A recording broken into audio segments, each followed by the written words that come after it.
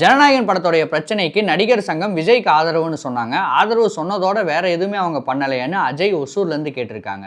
ஜனநாயகன் பிரச்சனையிலே விஜய்க்கு நடிகர் சங்கம் ஆதரவு தெரிவிக்கிறது அப்படின்னு சொல்றதே பெரிய விஷயம் அப்படின்னு அவங்க நினைச்சிருப்பாங்கன்னு நினைக்கிறேன். முதல் மரியாதை படத்துல சிவாஜி அவர்கள் அவருடைய காலில் குத்துன முள்ள இன்னொருத்தரை எடுக்க சொல்லுவாரு. அந்த காட்சிக்கு அந்த நேரத்துல எந்த விமர்சனமும் வரலையான்னு பெருந்தமிழன் பாண்டிச்சேரியிலேருந்து கேட்டிருக்காங்க. அந்த காலகட்டங்களில் இவ்வளவு வலைதளங்கள் இல்லை, இவ்வளவு வலைஞர்களும் இல்லை. அதனால தான் முதல் மரியாதை படம் வெளியான போது நீங்கள் குறிப்பிட்டிருக்கிற மாதிரி எந்த விமர்சனங்களும் அந்த படத்துக்கு எழவில்லை. KS ரவிக்குமார் அவர்களோட சொந்த கதையில வெளியான கொண்டாட்டம் படம் சரியா போகாததால தான் அதுக்கப்புறம் அவர் சொந்த கதையில படம் எடுக்கலையான்னு ஜெய் ஆனந்த் மலேசியாவிலேருந்து கேட்டிருக்காங்க.